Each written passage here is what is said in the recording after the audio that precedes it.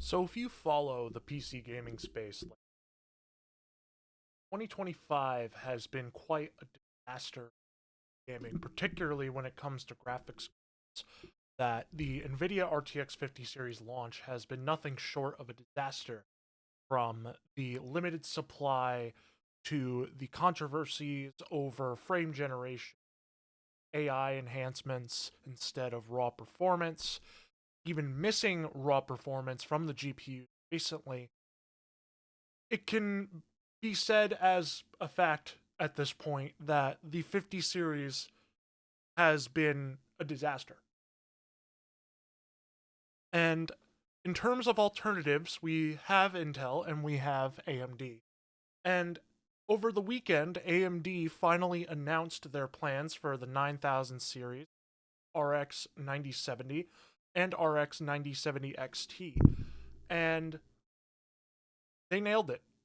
At least in my opinion, they nailed it. They really understood what they had to show and who they needed to appeal to, and that was gamers. And I think that is the best thing that they could have done. And in their presentation, they not only, you know, were able to show that this was a great GPU for the money, that these are great GPUs for the money, and that you're getting a lot of performance per dollar, over 20% performance per dollar over the 5070 Ti or the 5070. They also threw some shade, which was quite interesting. I'm not going to belabor the point. We're going to watch the ending of the video here for their latest reveal. So let's get into it. To David. Thanks, Andre. As we built the Radeon Sorry if it's a RX little loud. 9000 series family, we focused on a number of imperatives. 85% of gamers purchase graphics cards below $700. I feel like people forget this pretty often when it comes to PC gaming, where the average PC gamer has a mid range card, most likely. And the higher end stuff, like obviously in past GPU generations, the flagship cards weren't exactly, you know, a commodity like a rich people's thing, or, you know, people who have fuck you money. But it was something that was at least attainable. But these days, the like an 80 class card like a 5080 just becomes more and more unattainable for the average PC gamer when they're going to upgrade their rig.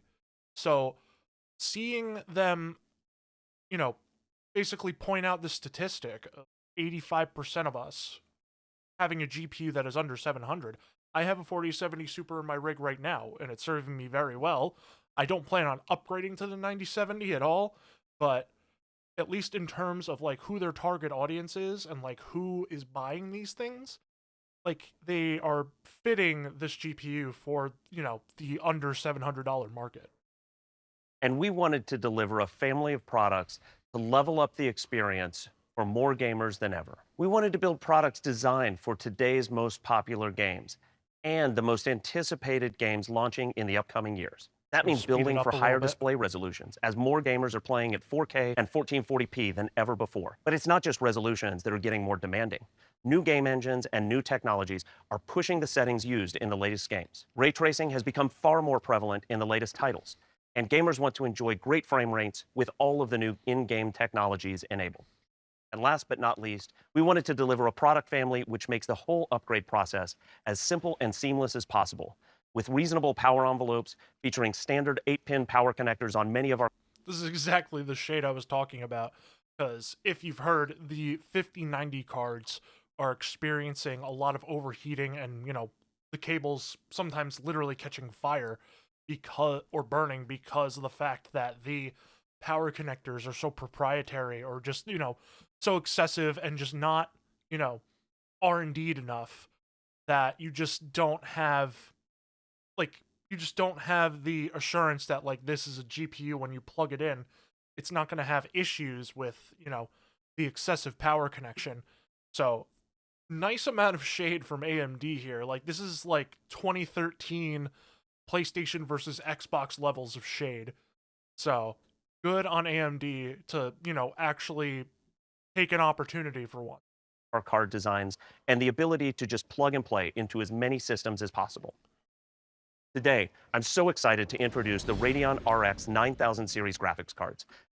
And one other thing I probably should note is that it's good. Seems like they're going to up their ray tracing game as well, because AMD cards were never bad. It was just the fact that Nvidia was so far ahead in terms of software innovations and solutions that buying an AMD card just was like, okay, yeah, it gives you good performance per dollar, but in terms of the future and what's ahead, like ray tracing, DLSS, frame generation, they've always seemed behind Nvidia. And obviously, we don't really have the proof in the pudding just yet, but I feel like AMD is going to start really, revving up the engines in terms of software innovations and solutions when it comes to the GPUs, even if they're mostly mid range GPUs and they don't really enter the high end market. Combining our next generation architecture along with the latest gaming technologies. With a significant performance increase over our prior generation, the Radeon RX 9000 series was built to deliver everything you need for 4K gaming at a 1440p price point. That's pretty big, to be perfectly honest. Like, obviously, I don't think we're going to get ridiculous frame rates of 4K on these things, but to know that, like, they're at least have it in mind that maybe having 4K at 60 is, something that would be interesting for a lot of gamers is definitely, hopeful, because I don't think we're going to be, at the, at the point where 4K is the mainstream for a while still. 1080p is on its way out, so 1440p is going to be that happy. It's going to be the happy medium. It's going to be that average spot for a lot of people, especially in terms of the affordability of monitors.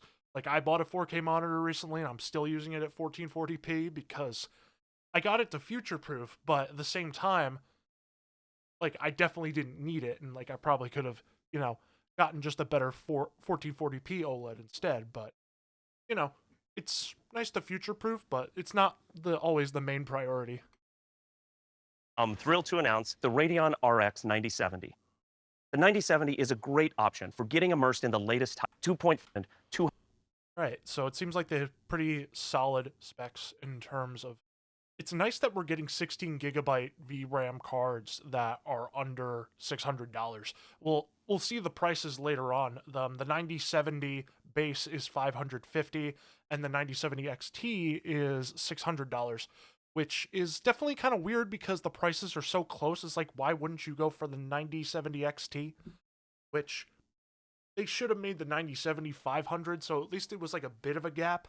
Like, if you didn't want to, sacrifice something like more RAM or anything else, I think like the $100 gap would have been a bit more worthwhile for them to, take instead of just having it so close together.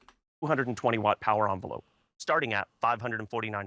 549. Generationally, at 4K resolutions, the 9070 is able to deliver on average 21% faster performance in over 30 of the most popular games, including both raster and ray trace titles. Games like Cyberpunk and Dragon Age the Veilguard are great examples where the 9070 is able to outperform the 7900 GRE by 25% or more.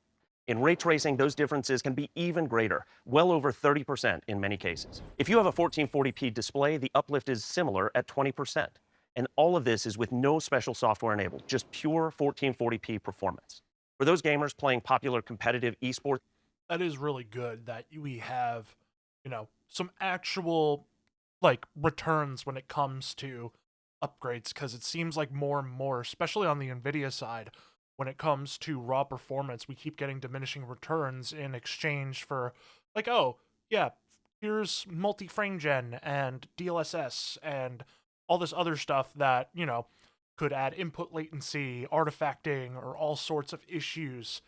Even though it does help, it's just we keep getting diminishing returns on raw performance.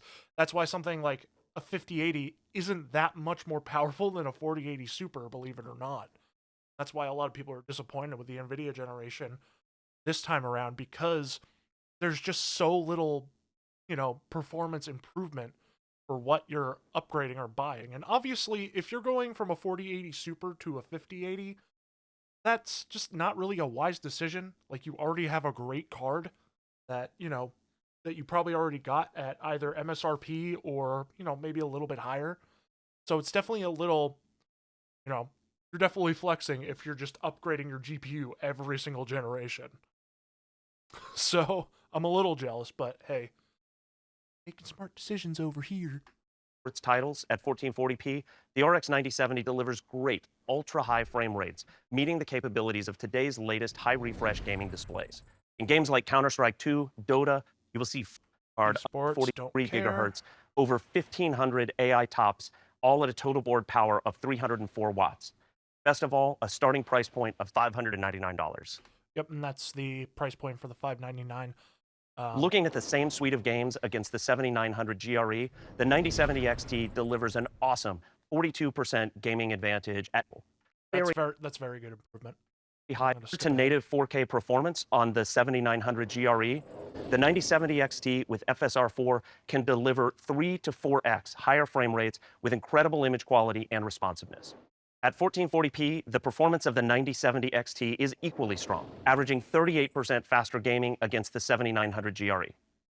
But gaming isn't the only place where the 9070 XT shines. For creators, you'll see a nice step up in AI creator and generative AI workloads, with the 9070 XT outperforming the 7900 GRE by 40% and higher in generative AI and creator workloads. This is a massive leap forward in performance, advancing both your productivity and creativity. Now, let's look at the competitive performance of the Radeon RX.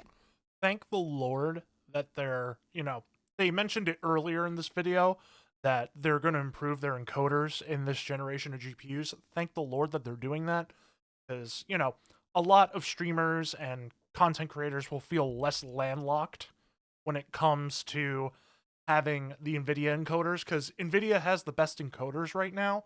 So it's really hard to move from one GPU to the other when you're a live streamer. So that's something to, keep in mind when you're upgrading a GPU. Are the encoders any good? By the way, I live stream youtube.com/@technotenore. I live stream every once in a while. Or you can go to twitch.tv/technotenore. Yeah, thank you in advance. 9070 XT at $599 versus the 5070 Ti at $749. The 9070 XT, powered by RDNA 4, is able to deliver fantastic performance for $150 less. Across some This is definitely a very bold move because they're, showing it's not as good, but the difference is so minuscule that, you'd be better off getting this because it just costs less. Because, if you're on a budget and you want the best performance per dollar, obviously AMD has always been the number one choice. But it seems like this time around, they're really trying to make the most solid GPU that they can. And, that's something pretty admirable, especially in the wake of NVIDIA's 50 series disaster. So, good on AMD. Some of the most popular titles, the 9070 XT is the best choice for your next gaming. The 90's latest at 4K resolution. Yep, 23% plus gaming performance per dollar, which is pretty nice. You can't really go wrong if you got a card like this, especially if you're just a gamer. If you're just getting a PC to game, get an AMD card. Don't waste your time with NVIDIA, especially these days. I'd say, if you're just playing video games and you're not live streaming, you're not editing video, you're not doing, crazy workstation stuff, even then you can get away with workstation stuff if you wanted to do that in addition. But in terms of just pure gaming, if you're just building a PC for gaming, obviously AMD has kind of been the best possible choice per the money. And if you're looking for the absolute best performance, our partners will feature a higher power 340 watt model with even more performance. This is really good. I'm glad that they actually have a custom wattage for certain models. That's actually pretty cool. So if you want, you can get a little bit more juice out of it. This makes the 9070 XT the most compelling upgrade for your system by far. The Radeon RX 9000 series is designed to deliver excellent gameplay at all of the key resolutions, especially 4K and 1440p with next-generation RDNA 4 compute units. Both cards feature 16 gigabytes of video memory, giving you more flexibility to increase in-game settings and play at higher resolutions. Pair that with the latest DisplayPort 2.1a and HDMI 2.1b technologies, and you're ready to drive the latest ultra-high refresh monitors. With standard 8-pin power connectors across most designs, the RX Again, throwing that shade, that standard 8-pin power connector shade right at NVIDIA. Like, you gotta love it. Like, it's so subtle, but at the same time, like, you know who they're calling out when they say standard 8-pin power connector. RX 9070 series is an effortless drop-in upgrade for your system. And with PCIe 5 capabilities, they're a perfect match with the latest Ryzen 9000 series processors and the AMD AM5 platform. Unfortunately, I'm still on my AM4, but my CPU is actually pretty good. I got a 5700X3D. That's going to serve me pretty well for the next few years. Probably a good 3 years at, at a minimum, 4 years at most. The combination of Ryzen and Radeon, along with the advanced suite of AMD gaming technologies, ensures that you're ready to dive into your favorite titles, both today and tomorrow. Now, looking at one of those future titles, our friends at Pearl Abyss are hard at work on their new game Crimson Desert, and we're really excited about this. I'm going to skip ahead here. This game looks super good. Crimson Desert. This game looks dope. I am definitely looking forward to it. Thank you for joining us. Shipping these cards into retailers and e-tailers to ensure broad availability at launch. I'm happy to say both the 9070 XT and 9070 will be available for sale starting March 6th. And in the second quarter of that is in 3 days from the time I'm recording this. This is March 3rd. So 3 days from now, if you're interested in a new GPU, you're in the market for it, definitely consider one of these. I'm not sponsored, but from everything we've heard about this, like it's one of the better options you have, especially if you're just gaming and like you have the money to spend on it. Like, definitely go for it. Of this year, we'll broaden the family even further with the RX 9, especially before they potentially go up in price, because I know they say wide availability, but there's the possibility that these things can sell out. Maybe not as quickly as the NVIDIA cards, but definitely quickly. And then we'll start seeing the increased prices, whether it's like 700 or 750. So definitely, if you're going to upgrade your PC, definitely jump on it as soon as possible, really. 9060 products, which we'll tell you more about later. From all of us, thank you for joining us today. But yeah, they also have the 9060 cards, the class cards that they're going to announce later on this year. But I'm almost as curious, like, maybe they do like a step up model, maybe not do like ridiculously high end, but if they did like a 9080 card that was a bit better for creators, like it had 20 gigs of VRAM, so like you could crank the settings even higher, but also you had more extra headroom for live streaming and other types of workloads. Like, I almost wonder if like a 9080 or like even in like a 10,000 series a few years from now, that maybe they decide to go a little higher tier and compete with like the 80 class cards on Nvidia's end. Like, I think that's a possibility, but I don't expect it anytime soon. I would like it, and it'd be a bit more compelling for me in a couple years if they did like a 10K 80 type of GPU. And it seems like if Nvidia was still floundering. So yeah, this was definitely a very good showing from AMD, and I'm optimistic about the this is like one of like the little glimmers of hope in the disaster, like the hellscape that has been the current, GPU market and just PC gaming right now, where everything's expensive and like everything's unoptimized, and even when you get your fully powered GPU, like you still have like missing ROPs and all this other stuff that you have to like contact the manufacturer for, which I think is ridiculous. So yeah, that's pretty much it.